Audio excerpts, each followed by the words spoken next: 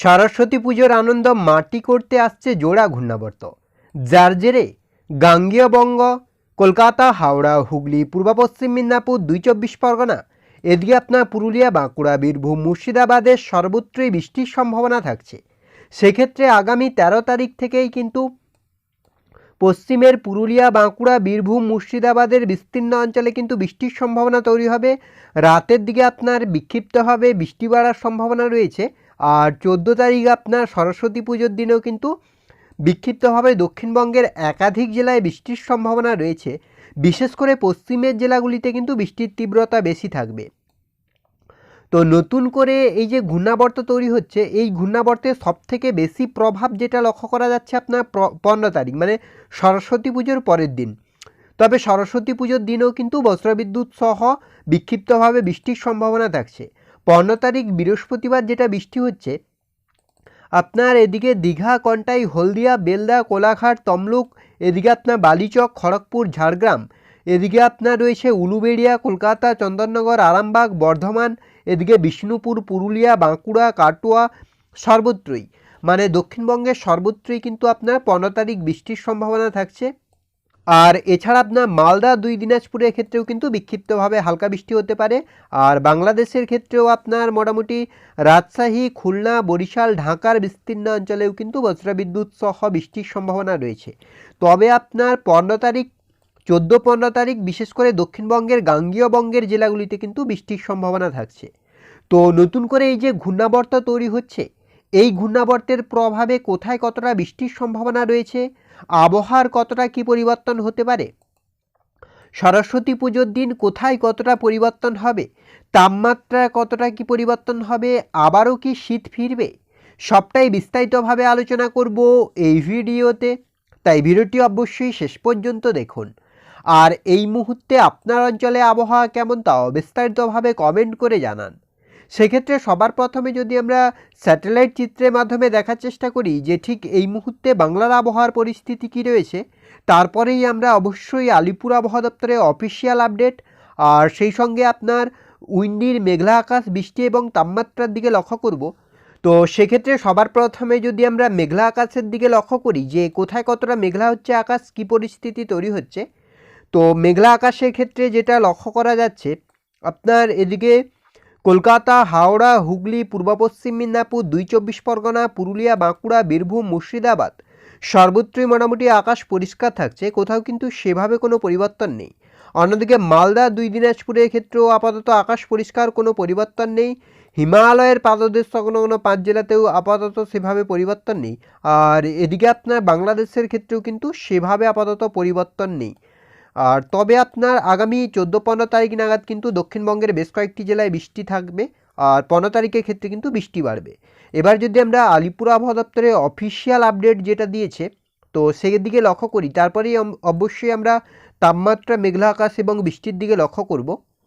সেক্ষেত্রে আজ 9 তারিখের আপডেট আলিপুর আবহাওয়া দপ্তর যেটা বলছে আপনার 10 থেকে 11-এর মধ্যে আপনার উত্তরবঙ্গের ক্ষেত্রে ড্রাই থাকছে, দক্ষিণবঙ্গের ক্ষেত্রেও কিন্তু ড্রাই ওয়েদার থাকছে। 11 থেকে 12-র মধ্যেও ড্রাই থাকছে, 12 থেকে 13-র মধ্যেও ড্রাই থাকছে। তবে 13 থেকে 14-র মধ্যে কিন্তু বৃষ্টির পরিস্থিতি তৈরি হচ্ছে। আপনার উত্তরবঙ্গে বৃষ্টি না হলেও দক্ষিণবঙ্গের ক্ষেত্রে কিন্তু কয়েকটি জেলায় বৃষ্টি হচ্ছে, যেমন পুরুলিয়া, বাঁকুড়া, পশ্চিম বর্ধমান, এগুলোতে কিন্তু বৃষ্টি হচ্ছে। আমরা বলেছিলাম যে ভিডিওর শুরুতেই যে আপনার 13 তারিখ থেকে বৃষ্টি শুরু হচ্ছে, 14 তারিখের দিকে কিন্তু এই বৃষ্টি আরও বাড়বে। আমরা অবশ্যই আগামীকালকের আপডেটে সেটা আরও স্পষ্টভাবে বলতে পারবো।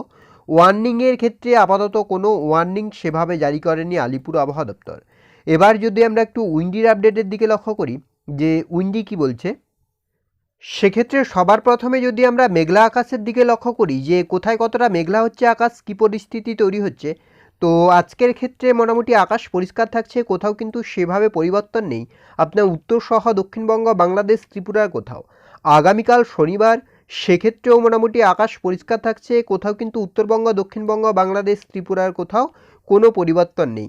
আপনার শনিবার দুপুরের দিকেও মোটামুটি আকাশ পরিষ্কার থাকছে, আপাতত সেভাবে কোথাও পরিবর্তন নেই।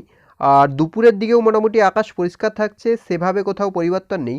রবিবার 11 তারিখ, সেক্ষেত্রেও আপনার উত্তর সহ দক্ষিণবঙ্গ আর বাংলাদেশ, ত্রিপুরা সর্বত্রই আকাশ পরিষ্কার থাকবে। তবে আপনার 12 তারিখ থেকেই কিন্তু 12 তারিখ সকাল থেকেই কিন্তু আকাশ মেঘলা হতে শুরু করবে। 13 তারিখ থেকে বৃষ্টি। 12 তারিখ আপনার দক্ষিণবঙ্গের সব কয়টি জেলাতেই কিন্তু মেঘলা আকাশ থাকছে। সেই সঙ্গে বাংলাদেশের খুলনা, বরিশাল, ঢাকা, ত্রিপুরার বিস্তীর্ণ অঞ্চলেও কিন্তু আকাশ মেঘলা থাকবে। আর বেলা যত গড়াবে তত আকাশ পরিষ্কার হবে। তবে আপনার বিকেলের দিকেও মেঘলা আকাশ থাকছে। 13 তারিখের ক্ষেত্রে কিন্তু এই মেঘলা আকাশ আরও বাড়বে। সেই সঙ্গে কিন্তু বৃষ্টির পরিস্থিতি তৈরি হবে। বিশেষ করে পশ্চিমের জেলাগুলিতে বৃষ্টির সম্ভাবনা তৈরি হবে। বুধবারের ক্ষেত্রেও কিন্তু মেঘলা আকাশ থাকছে, মানে সরস্বতী পুজোর দিন গভীরভাবে মেঘলা থাকবে দক্ষিণবঙ্গের আকাশ। বিশেষ করে আপনার কলকাতা, হাওড়া, হুগলি, পূর্ব পশ্চিম মেদিনীপুর। আর 15 তারিখের ক্ষেত্রে কিন্তু এই মেঘলা আকাশটা আরও বাড়বে, সেই সঙ্গে কিন্তু বৃষ্টির সম্ভাবনা বাড়বে। শুক্রবার আপনার হচ্ছে 16 তারিখ, সেক্ষেত্রেও কিন্তু একই পরিস্থিতি, মেঘলা আকাশ থাকছে। তবে 17 তারিখ থেকেই কিন্তু ধীরে ধীরে আবহাওয়ার পরিবর্তন হবে, আর সেই সঙ্গে কিন্তু অনেকটাই মেঘলা আকাশ কমার সম্ভাবনা তৈরি হবে। এবার যদি আমরা একটু বৃষ্টির দিকে লক্ষ্য করি যে কোথায় কতটা বৃষ্টি হচ্ছে, কি পরিস্থিতি তৈরি হচ্ছে, তো বৃষ্টির ক্ষেত্রে যেটা লক্ষ্য করা যাচ্ছে আপনার 9, 10, 11, 12 আপাতত উত্তরবঙ্গ, দক্ষিণবঙ্গ, বাংলাদেশ, ত্রিপুরার কোথাও কিন্তু বৃষ্টির কোনো সম্ভাবনা নেই। আর 13 তারিখ থেকেই কিন্তু বৃষ্টি বাড়বে। বিশেষ করে আপনার 13 তারিখ যেটা বৃষ্টি হচ্ছে আপনার এদিকে পশ্চিমের পুরুলিয়া, বাঁকুড়া, পশ্চিম বর্ধমান, বীরভূম, মুর্শিদাবাদের এই অঞ্চলগুলিতে কিন্তু বৃষ্টি হচ্ছে। 14 তারিখ থেকে কিন্তু এই বৃষ্টির তীব্রতা আরও বাড়বে। 14 তারিখ আপনার বজ্রবিদ্যুৎ সহ পশ্চিমের জেলাগুলিতে বৃষ্টি হবে। সেই সঙ্গে কিন্তু গাঙ্গেয় বঙ্গের জেলাগুলিতেও কিন্তু বৃষ্টির সম্ভাবনা রয়েছে। 15 তারিখ আপনার বৃহস্পতিবার, সেক্ষেত্রে কিন্তু ধীরে ধীরে এই বৃষ্টির তীব্রতা বাড়বে আরও। আর সেই সঙ্গে কিন্তু আপনার এই যে আপনার রয়েছে গাঙ্গেয় বঙ্গের জেলা, যেমন আপনার কলকাতা, হাওড়া, হুগলি, দীঘা, কন্টাই, হলদিয়া, এইগুলোতে কিন্তু বৃষ্টির তীব্রতা আরও বাড়বে। 16 তারিখের ক্ষেত্রেও কিন্তু একইভাবে বৃষ্টি থাকবে। তবে 17, 18-র দিকে কিন্তু ধীরে ধীরে আকাশ পরিষ্কার হবে।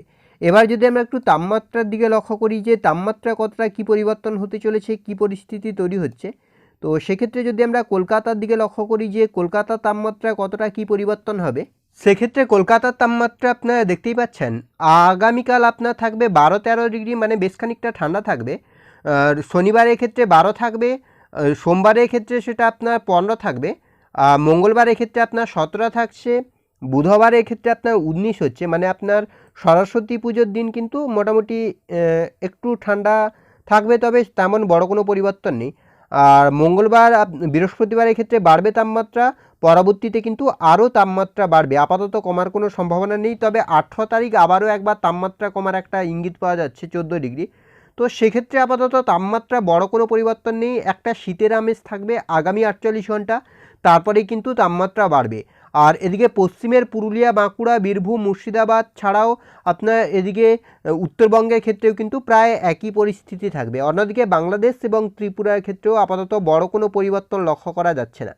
তো এই ছিল এই মুহূর্তের আবহাওয়ার আপডেট। পরবর্তী আপডেট পাওয়ার জন্য অবশ্যই আমাদের চ্যানেলটিকে সাবস্ক্রাইব করে আমাদের সঙ্গে থাকুন।